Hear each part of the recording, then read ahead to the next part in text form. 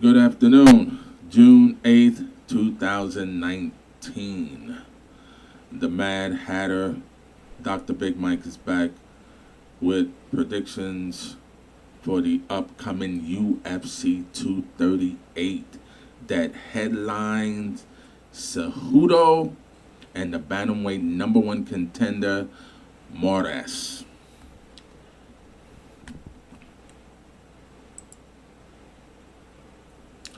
Now, it looks like a stacked card. It really does. I think they topped it off well by adding Cerrone versus Ferguson. But before we get to the main card, I do believe we have some good fights on the undercard.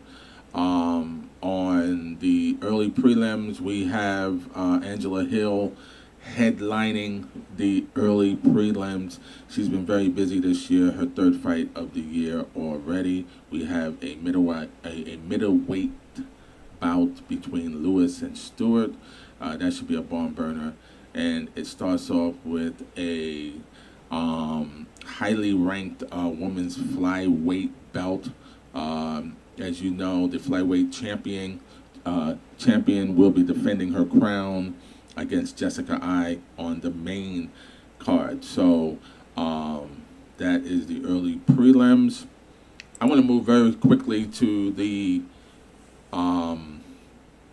preliminaries, which will be on ESPN. And I like what I see here once again. First of all, it starts off with Ricardo Lamos. He's been on kind of a slide. He's now ranked 10th in the featherweight division. He's fighting an up-and-coming Carter. That's one to watch. Also, we have Alexia Grasso. She's fighting Carolina. I guess that's okay. Strawweight bout. But a bout to look really to look for is Sterling versus Pedro Munoz. Very good bout here. As you know, Sterling is from New York State, Long Island. He's from the island. So this is probably a number one contenders match, and the winner of this bout will, no question, be in line to challenge for the bantamweight championship, and we know that is headlining this card, Cejudo versus Munoz. And then once again, the UFC has put the featured bout is another women's bout in the strawweight division, number 2 versus number 3. That should be a barn burner. That's Suarez versus and Soef. All right, now, and we all know that the number 3 contender, that is the girlfriend or wife of the women's bantamweight and women's featherweight champion, Amanda Nunes. And the main card is absolutely stacked. We're gonna skip right over that heavyweight bout. I'm not sure what that bout is doing on the main card. All right, so we're gonna go to Jimmy Rivera and Paul Yang. Okay, once again, a bunch of 2 bantamweights.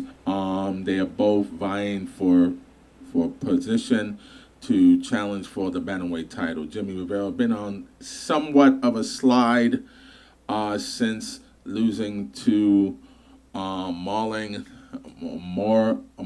who is will be fighting for the bantamweight championship about 3 fights later. Then we have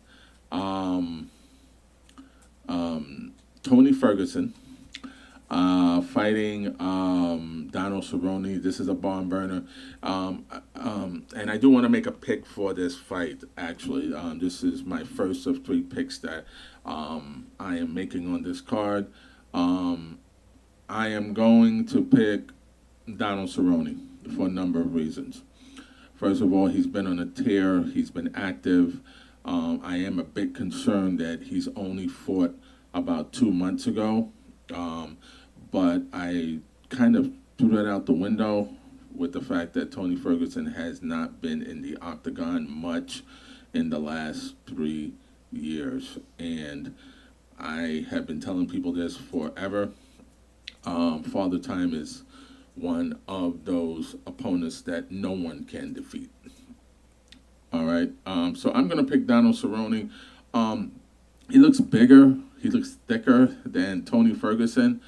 I just want to see that first round to see if Donald Cerrone has really bought into this match, because the butt whooping that the butt whooping that he put on Iaquinta was iconic.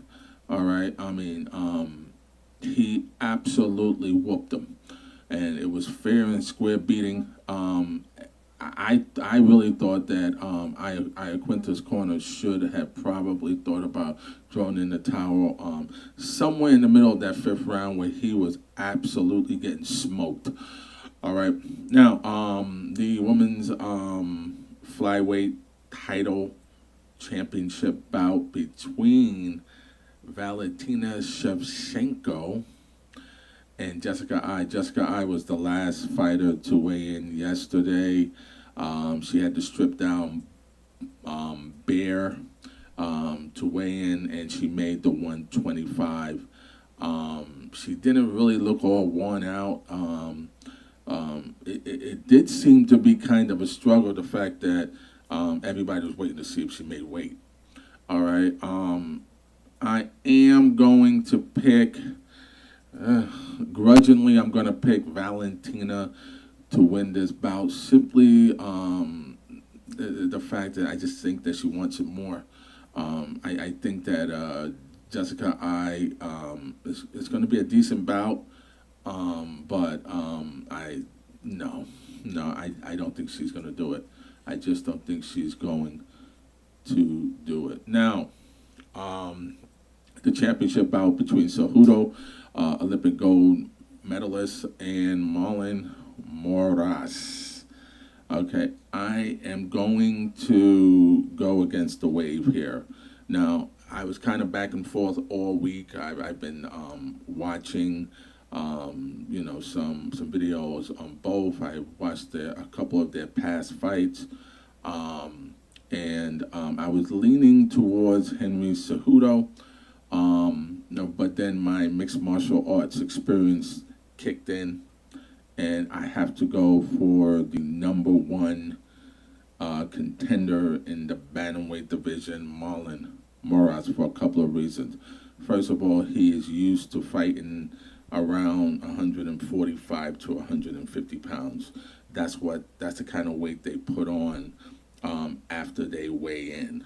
They put on between 15 to 25 pounds. He's used to fighting at that weight.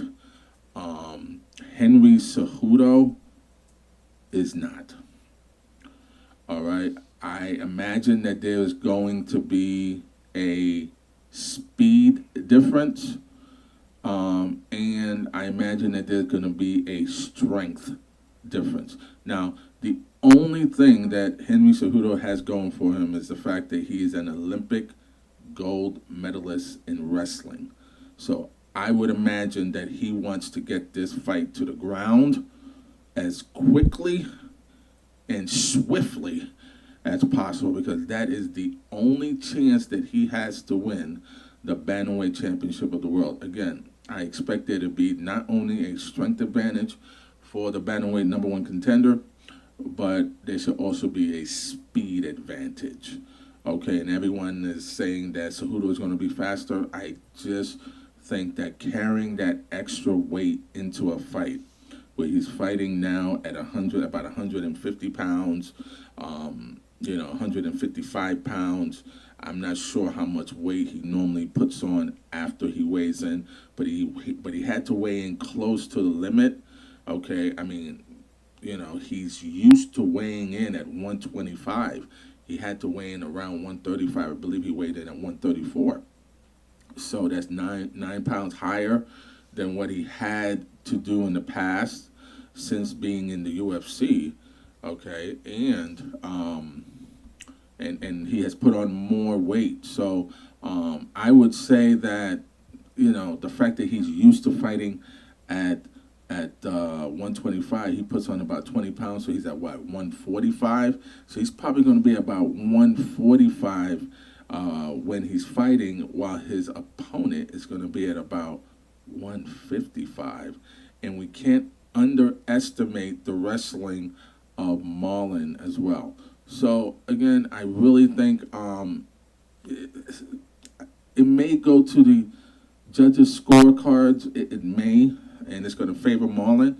But I think he's going to knock him out. I really think he's going to knock Cejudo out, unfortunately.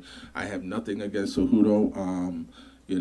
I do have problems with the fact that he won that fight against DJ. I think that to beat a sitting champion, and I thought at the very least that bout should have been a draw. At the very least, it should have been a draw, or DJ should have won the bout.